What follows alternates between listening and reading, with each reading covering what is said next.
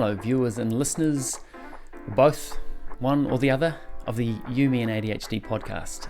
This is another episode where we have a fantastic conversation with Ruth Muller.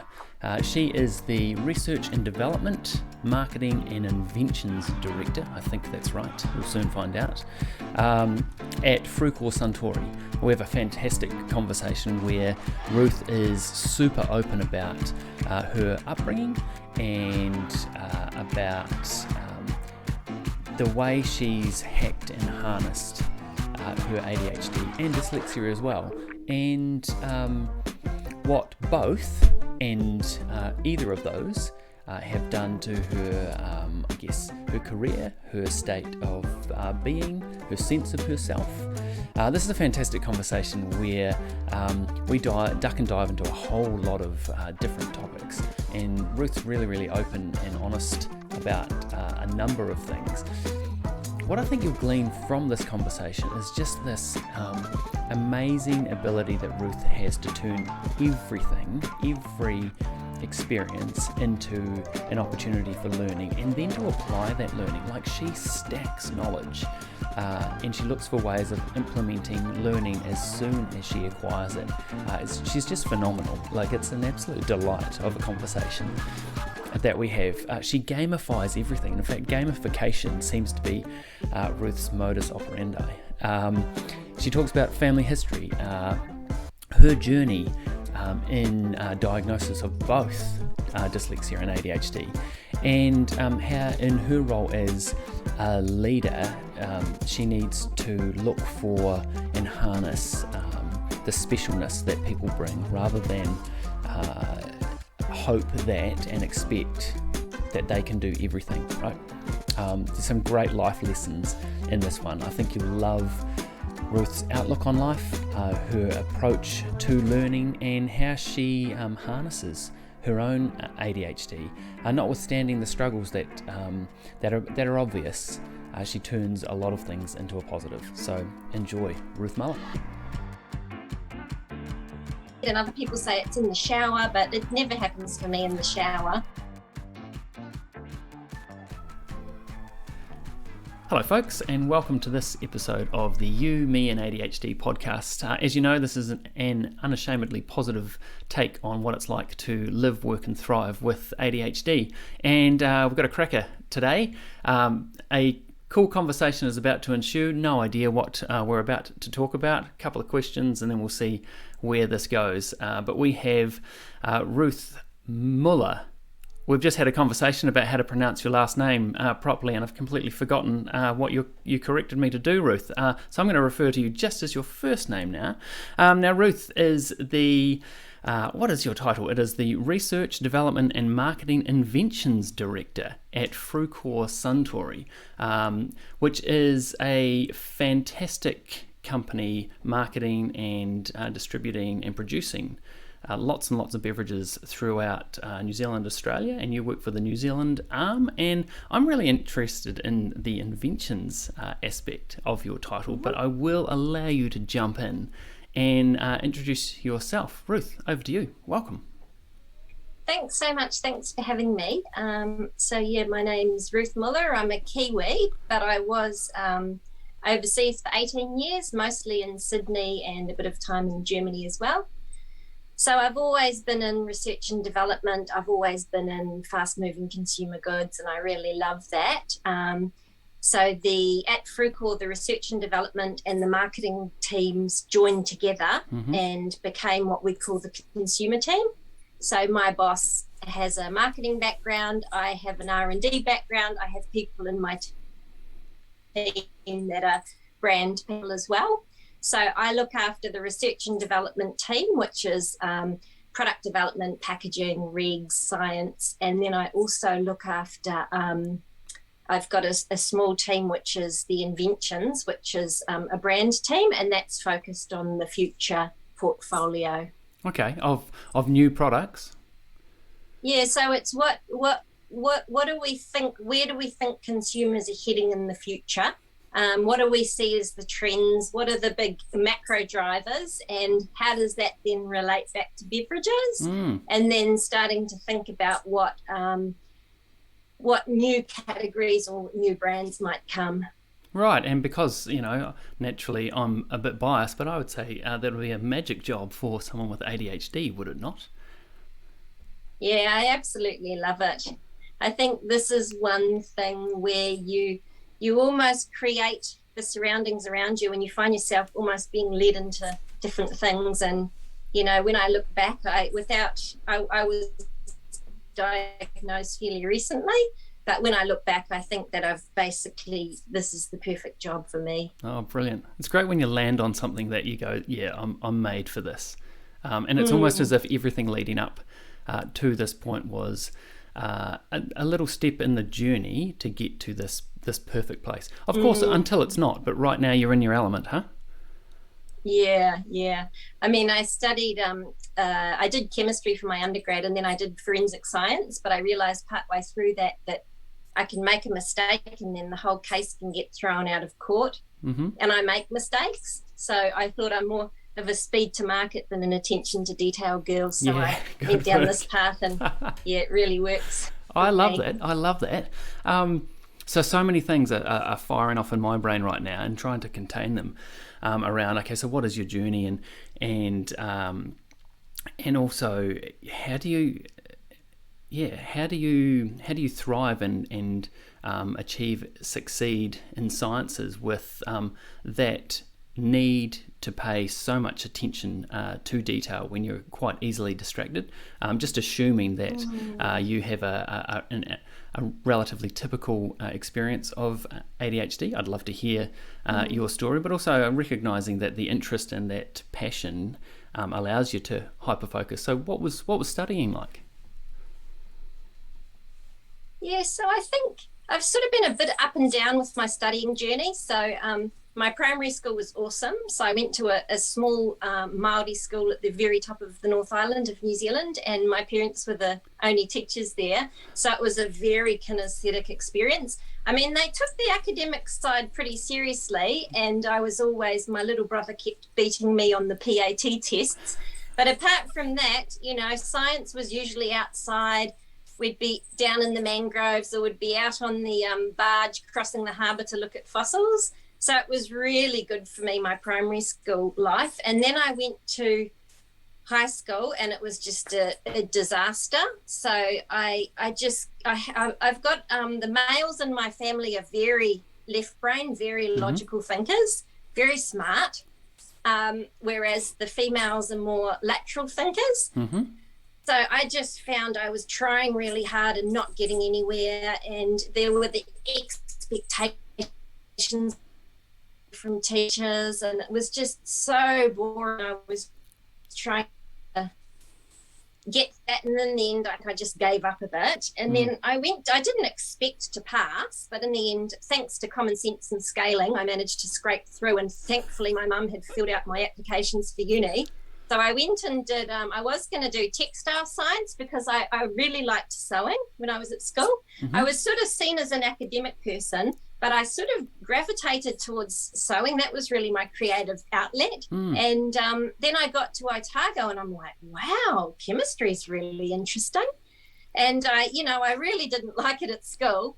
But I think there's one of the things with ADHD is what motivates you. And I think two things that really motivate you is novelty and challenge. So if something's hard, that can be really motivating. And I just thought chemistry was really hard. And for some reason, something clicked in place, and I really enjoyed that. So at university, I tried really hard. I just pushed myself so hard, and I disciplined myself, and I got through in the end. But then when it came to working, it just... I found this job that I loved, and everything from there. I mean, there's elements where you need to really apply and discipline yourself. I mean, there's always, whatever job you have, you're always going to find those.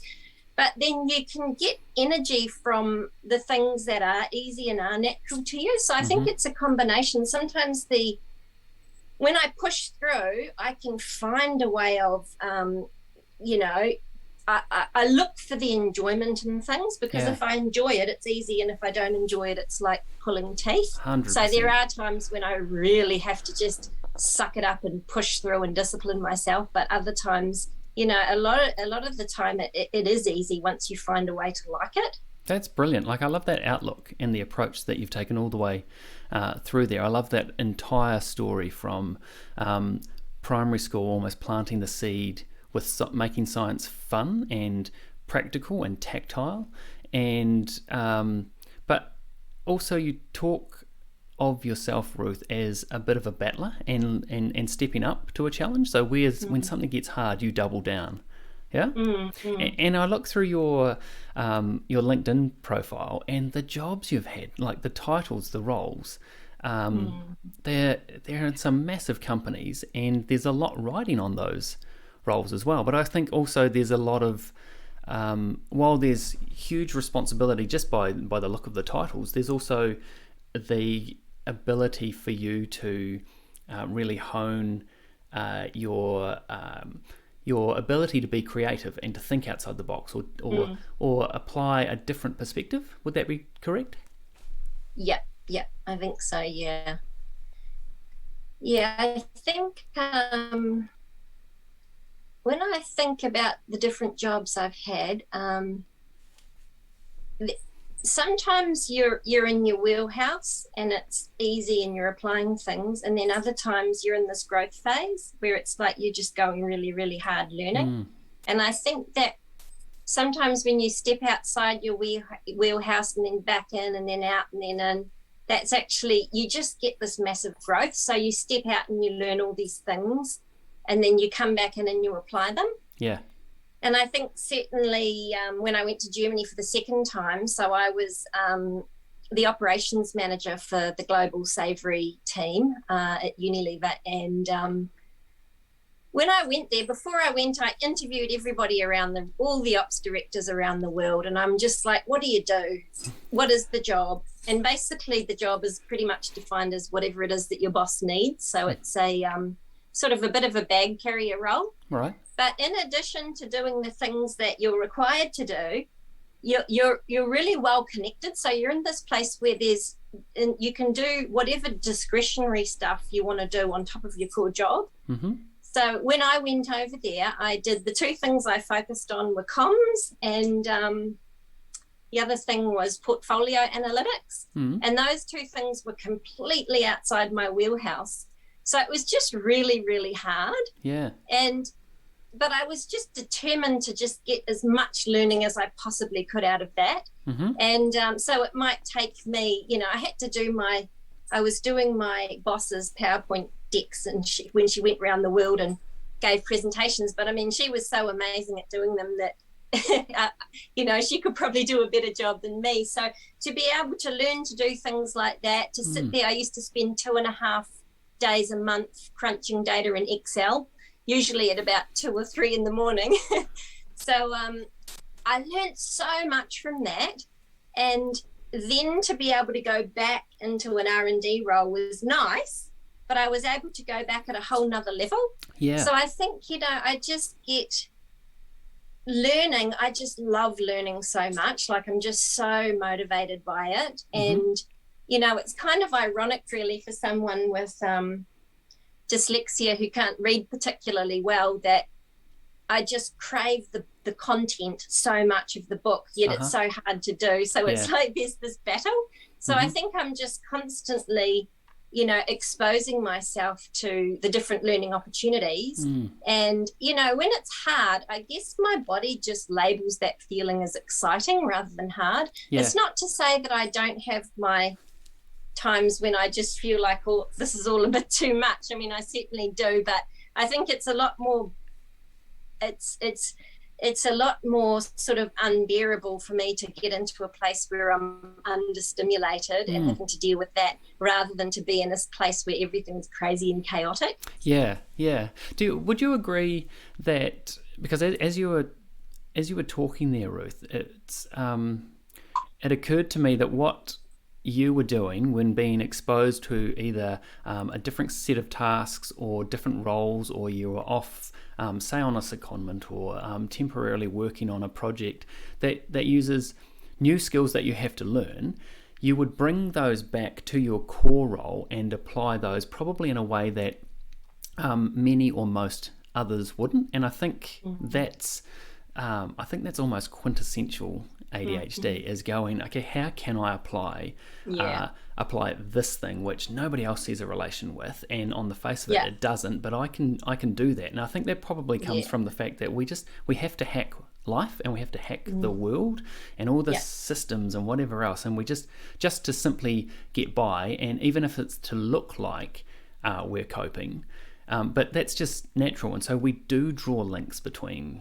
things that aren't necessarily related. So is that kind of what you're doing there? Yeah, I do think so. And I think sometimes there are things that I see very easily. So sometimes I just instantly see what the solution to a problem is. But there are other times that it really takes me longer than a neurotypical person in order to get it. But I think sometimes as a result of that, sometimes maybe I know things, I understand things at a deeper level. So if I spend 3 or 4 times as long on something than someone else. So I think certainly when I was at university doing organic chemistry, we used to have to write out these reaction mechanisms. So you have like 10 lines of reactions, and you've got to put where the electrons go in the reactions. And most of my classmates would memorize those and then go into the exam and just spit them all out. But I couldn't do that. I mean, my memory is not so great. So I would need to actually figure out how it works. I would need to understand the mechanism. So I would be sitting there in the exam working it all out, and then I get 1 electron out of like 30 wrong in the wrong place, and then you get the whole answer wrong. But then as a result of that, I have a level of depth of understanding of that's a lot deeper.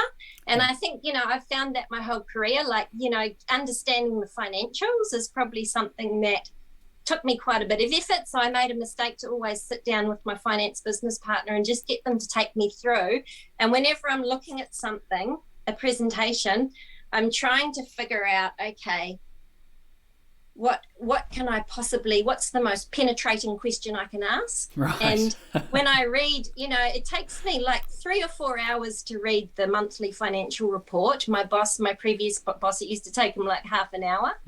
And so I look through looking for mistakes that the finance people have made, just as a way to, I gamify things. I try to add a level of interest in order to motivate myself. But I think when you understand things at that level, then suddenly the connections just start to happen. Yeah, that's so true. And I really, really love how you've pointed that out, is by having to figure out how things work, you understand it at a deeper level, and so you lock in the learning, whereas it's not just rote learning where you regurgitate and then maybe it's gone.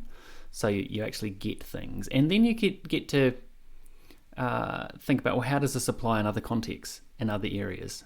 Where have I seen this before?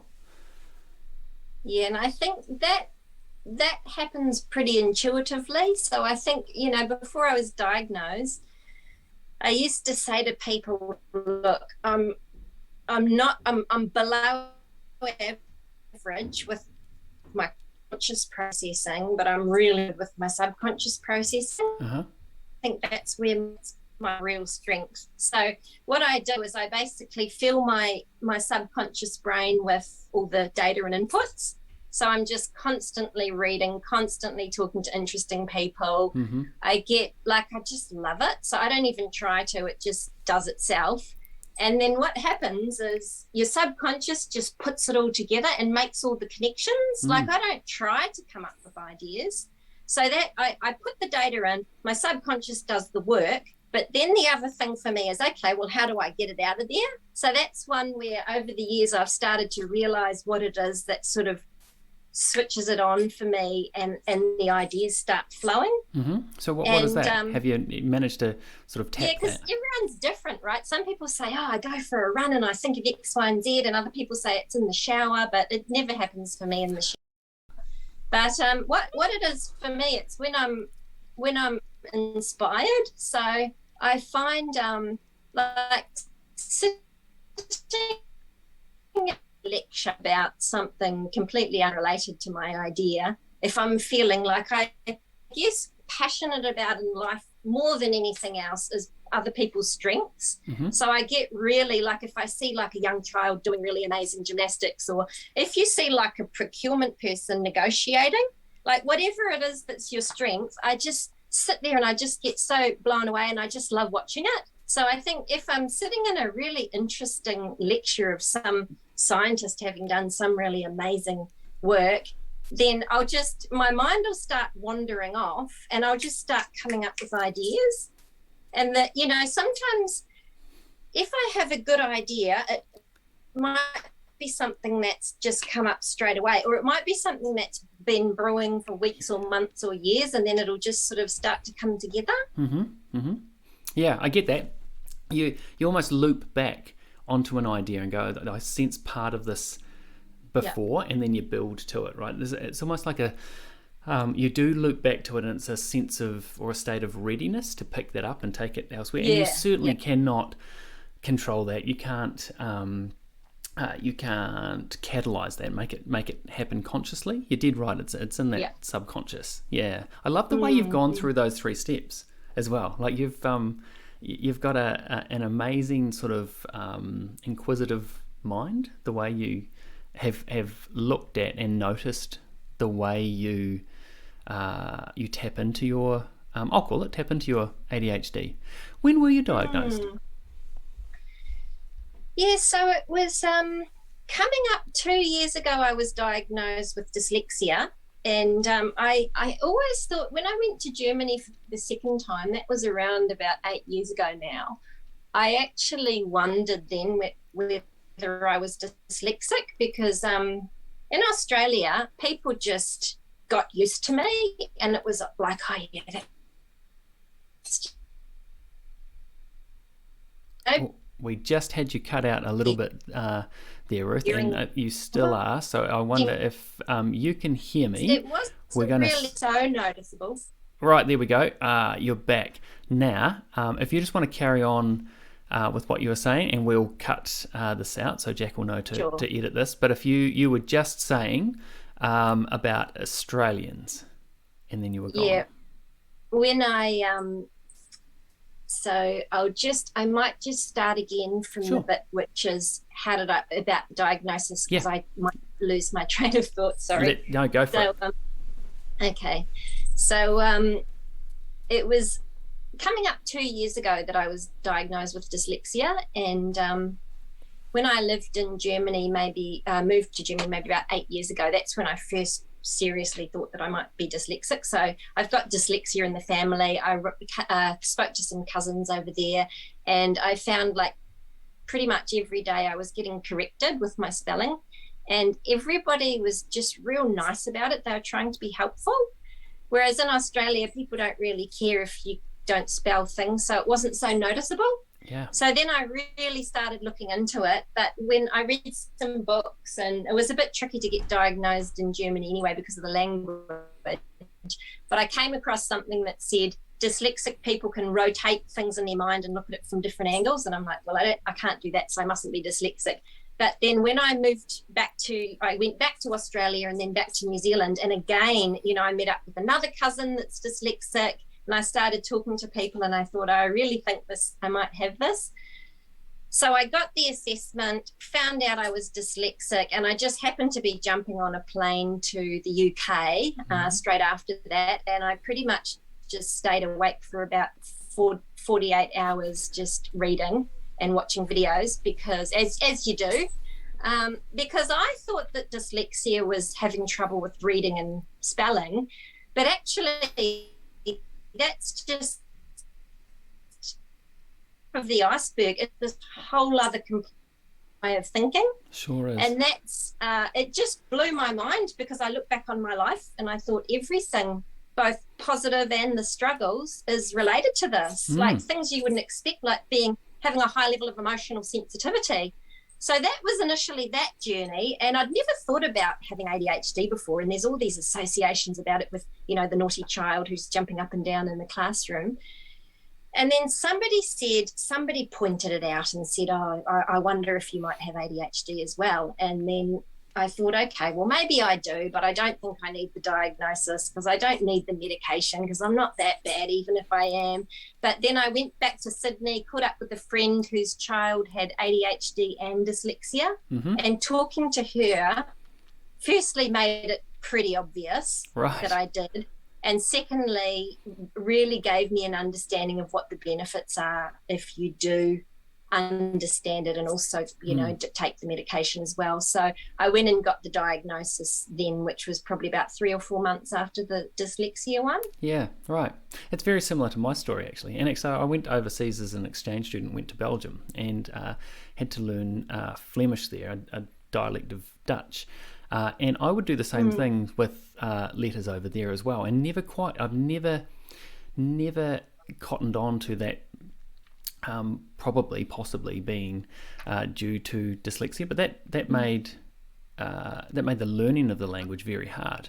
And so we've got there's some big parallels there. It was just several months after I was I knew I had dyslexia that I was also confirmed with ADHD. And tell me, I mean, it's not a competition. There's no comparison here. But when I had the dyslexia, it really pissed me off. That annoyed me. It was like, how could this not have been picked up earlier? What, woe is me, blah blah blah blah blah. Sob story. And then the ADHD was like, this is fantastic. Like this makes sense. It's the complete picture. So, when you had the dyslexia diagnosis, did you think there was something else, or was it like, this is enough? This explains a lot, given that you had done a whole lot of research? Yeah, it's really funny actually, because when I got the diagnosis of dyslexia, I always thought, I've struggled all my life with feeling stupid, because the thing is, it's just really confusing, because some things that other people don't see, and you think to yourself, at some level you're like, okay, that must be pretty clever.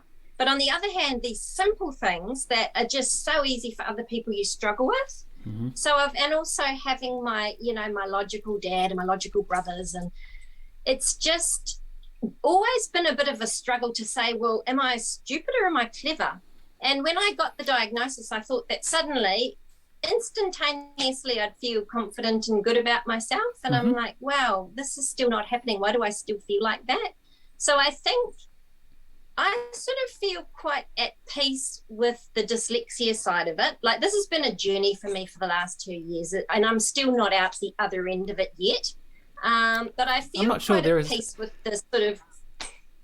Yeah, no, sorry, I was just going to cut in there, and well, I did cut in, and say I don't think you're ever at the end of it. I think this is like it's an unpicking, but also stacking and adding to your life, because we've had these brains our entire lives, and the difficulty for me is, okay, what is me coping? What is me masking? What's me hiding? What's me hacking?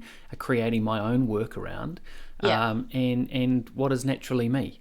And and that line is very, very, very, very fine, I think. And so that's part of when we come to uncover ourselves a little bit more and discover who we are, there's always I have this doubt of like, is this just made up, or is this real? Is it which part of me, and which part is innately me, and which part is the learned me having to cope, which has now become natural. Like I can't tell the difference sometimes.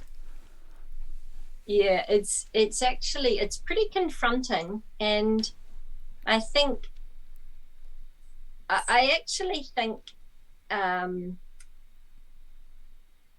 people say, are you frustrated? I was 42 when I found out. Same. And people say, oh, right. People say, are you frustrated that you didn't know earlier? Well, firstly, it wasn't really a thing back in the day. This is all pretty new. And I think a lot of the testing in terms of a lot of the studies on ADHD have been done on children, on males versus females, so how it manifests, it's all quite new. And I'm not really a regrets person.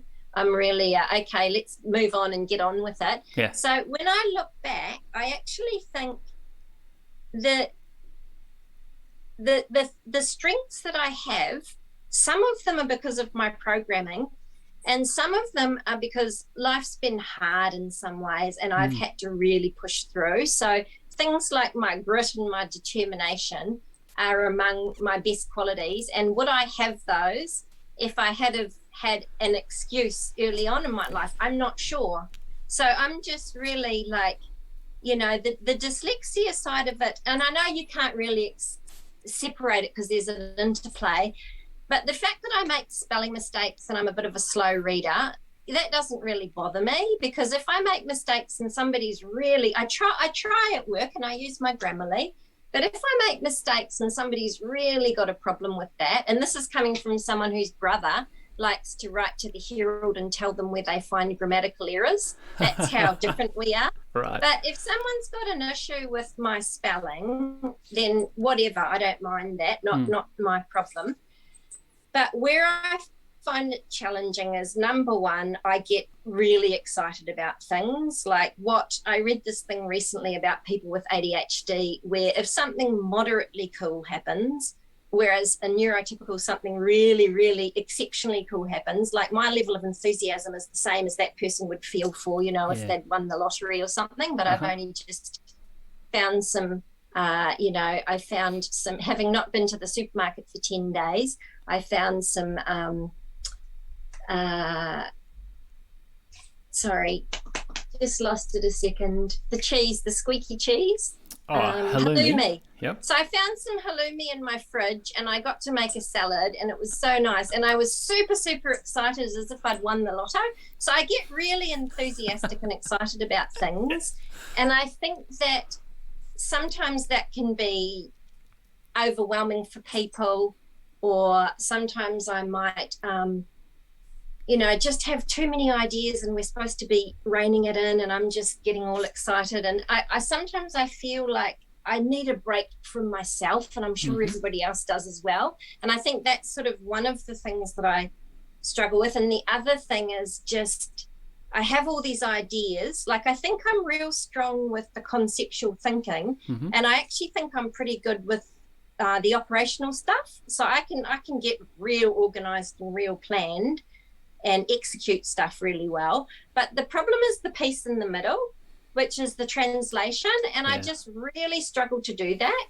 So it's like I know what I'm thinking and I know what I want to say, but I feel it and I experience it rather than having the words. So I think those are, there's a couple of things in there that I do find particularly challenging. I've got goosebumps as you're saying this, because you're just speaking my story, and that's not in any way to detract or minimize your story. For me, that is like this, and this is the beauty of this this podcast. It's like finding like-minded but also like experienced and lived people, and to go, that's because nobody else gets that. Well, no, some people do, but it's a very very small number. And you're dead right. It's that translation. It's the bridging between those. It's like, it's just that's the work, right? And fascinating, absolutely fascinating. Tell me then, how have you, now that you have this awareness and some knowledge, and you've done a lot of sort of deeper digging into some research, how have you hacked your ADHD? Is there any way in which you've now drawn the link between that's ADHD and I'm going to do more of that, or even just inadvertently? How have you used these powers that you've been born with? Yeah, and I do think I've been doing it my whole life, which I'm sure we all have, regardless of whether you're being diagnosed or not. But certainly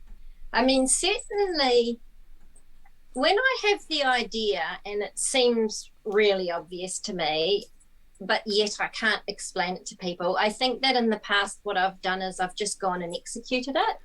So and that probably served me pretty well earlier in my career, in that when I start working or I'm at a new company or new team, I'm not one of these people who comes in and initially makes a big impact, but over time people will realize, and that's because there is this delay. So it's not I can't come in and say, wow, here's all these awesome ideas. I've just got to do them. And I think also working with other people has been a bit of a strength. So I think that's one thing I've done in the past, is delivered. And then people get to see the ideas actually once they've come about. And then, because the other thing I noticed, Jodie, who you were talking to last week, talked about the fact that there's no work-life balance when you've got ADHD. And a lot of people I've come across have said that, like, you can work 15 hours a day, night after night, week after week. And I think if people, like neurotypical people, don't understand that to the point where they feel sorry for you because they think, oh, that must be real sad, because if that was them, they might not like that. But I think for me, if I'm really interested in something and I'm having an awesome time and it's 2:00 in the morning and I'm really getting into it, then, there's really nothing in the world more that I'd rather be doing.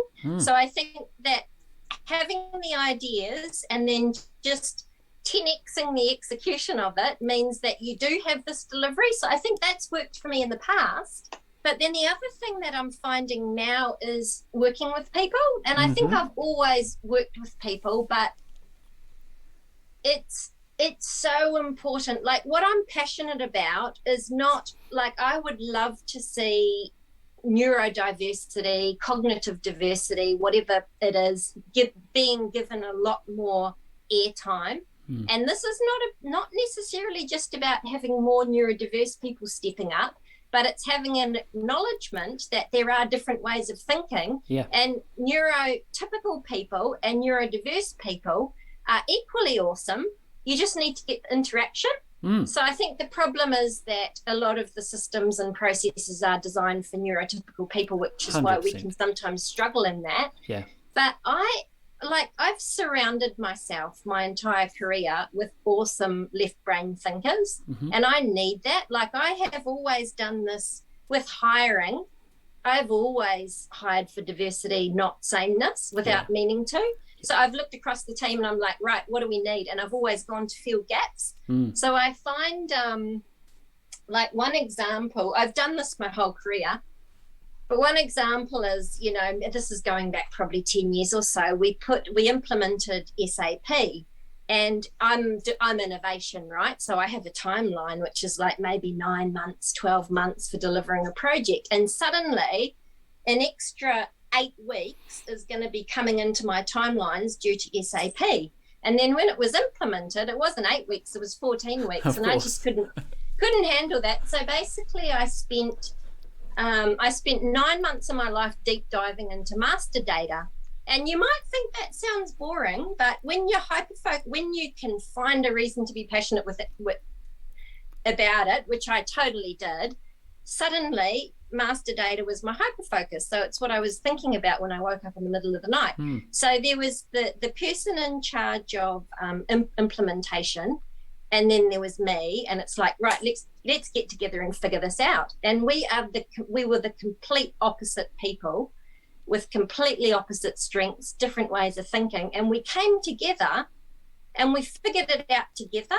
And she brought her strengths to the table and I brought mine. Like, you can't go to a marketing team and do a 90-minute presentation on master data. You've got to keep it to maybe 20 minutes tops, give them a cheat sheet, make it fun, make it easy. And we worked together, and then we got it down to 5 weeks. So that type of things happened my entire career. And I certainly, like, I've got people I work with now in my team who are absolutely amazing at this translation piece that I struggle with. So I go to them, and if I can just get that one person on board, they go away and talk about it, and I'm sitting there in the meeting not saying anything, and then it happens. So I think probably in terms of hacks, my number one is very much about making sure that you're playing to your strengths and you're working with people around you that are complementary. Yeah, and the complementary is the appreciating the difference, right? It's saying, here are my strengths, here are yours. They're a bit different to mine. We would be amazing together. And and why I say appreciating difference, because the appreciating is active, right? It's not just noticing or acknowledging. It's actually, how do we use this? And it's not a them and us. It's not neurodiverse and neurotypical. We need both, right? We're not going to get rid of either, because both. Yeah. Even though say both, like there's two camps, but there's like it's a massive net, a melting pot, where that exists in every single workplace, right? And this is the thing that we need to harness. Is there's this bubbling under the surface of these these neurodiverse minds that we haven't harnessed yet. Yeah, absolutely. And it's just untapped potential, and it's so easy for us to tap into that if we want to, right? And I think that's the thing, the system and the leadership needs to want to. And so do you work in are your workplaces, are they neurodiverse friendly? Are they moving towards that? Like, and you don't need to drop anybody in it, but what do you... I find that sometimes you're neurodiverse friendly without realizing you're neurodiverse friendly, and I do think that my workplace is. So we're really ramping up our D&I program, and it's been really great, and we've got a lot of support for that within the company. But I think regardless, the culture itself is, I think it's really good in terms of appreciating people's differences and letting people be who they are. So one example is my I was struggling to get something out at one point, right? And my boss said to me, if you don't want to use words, you can use pictures. And nobody's ever said that to me in my life. Right. And I think I actually had to figure out how to do that. So I think, part of my learning journey over the last 2 years is realizing that I'm a visual thinker, because I didn't even know, for example, I don't know my postcode, and, I've been here for about 4 years.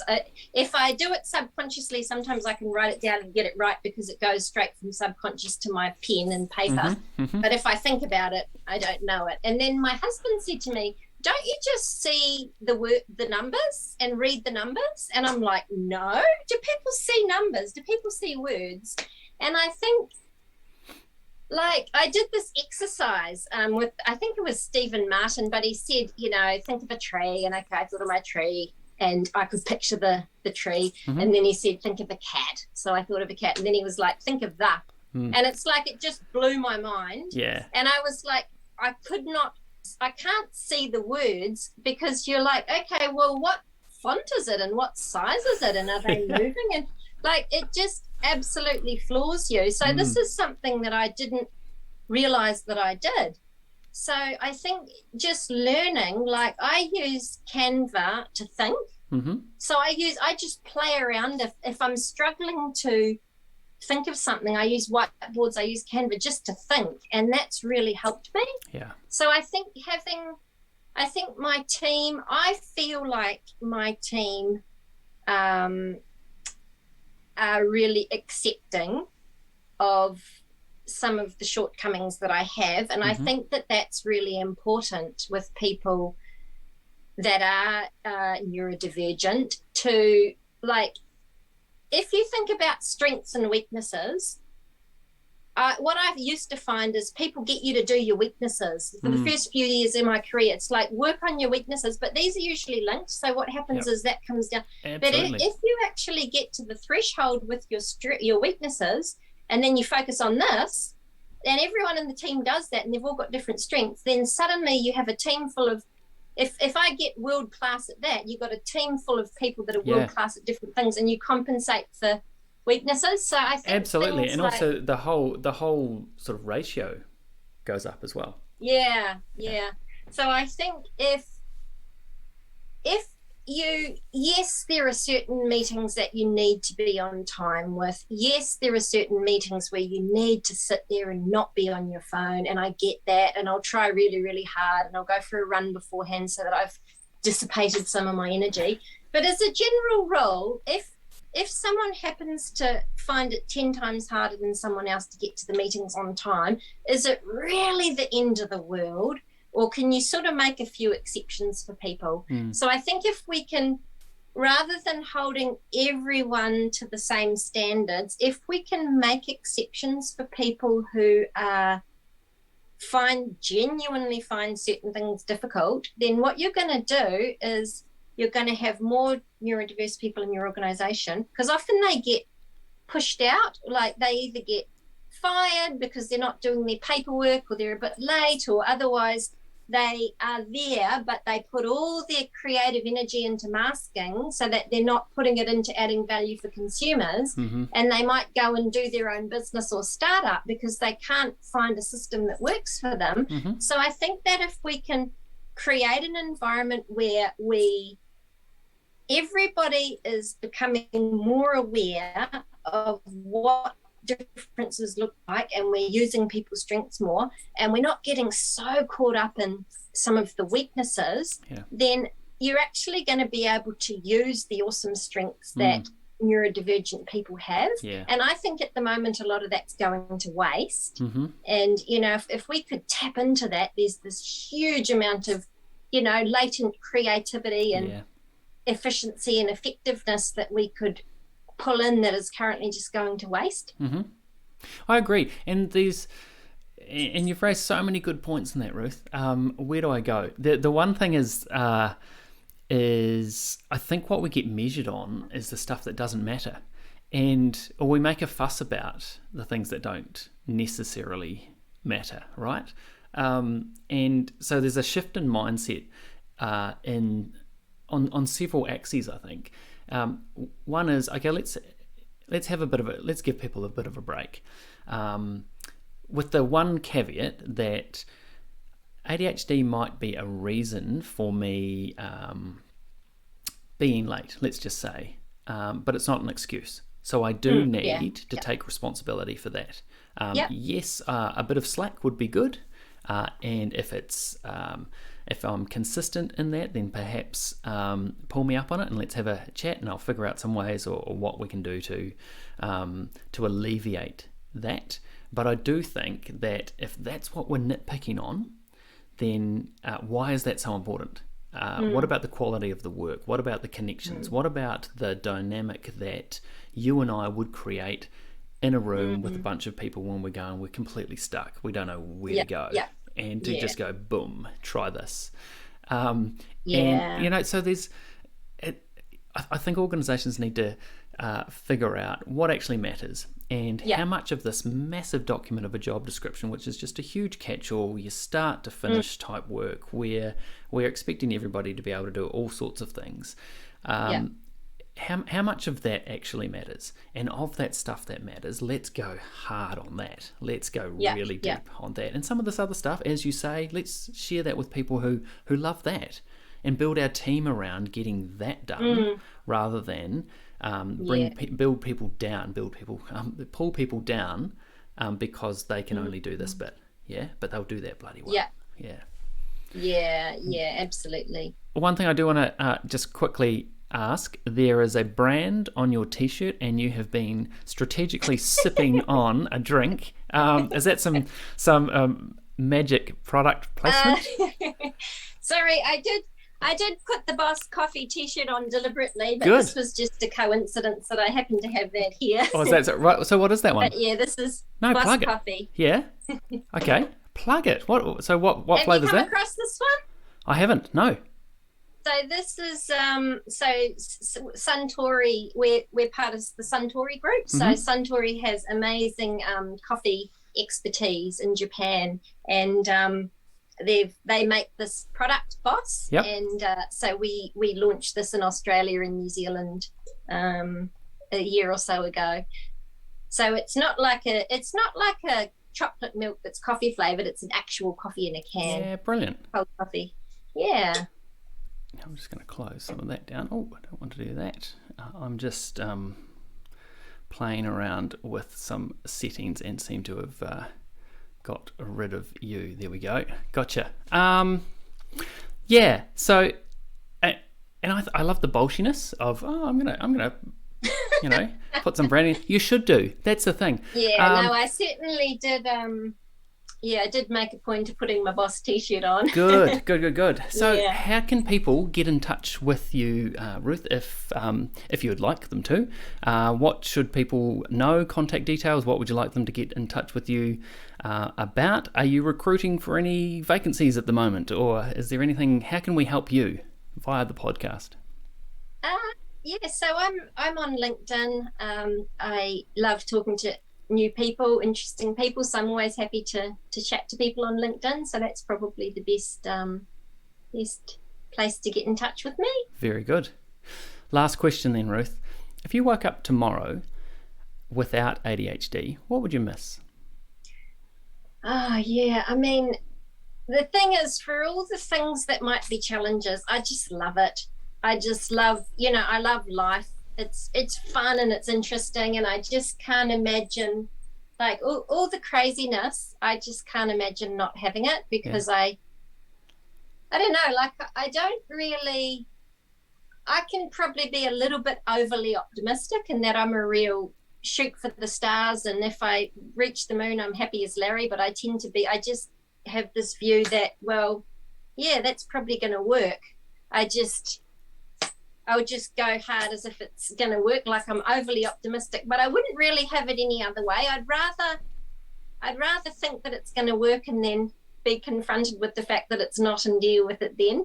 So I think, I just love the excitement of it. Like I used to say before I got the diagnosis that I'm a bit of a corporate adrenaline junkie. So I sort of jump into the deep end and then I drown for a while.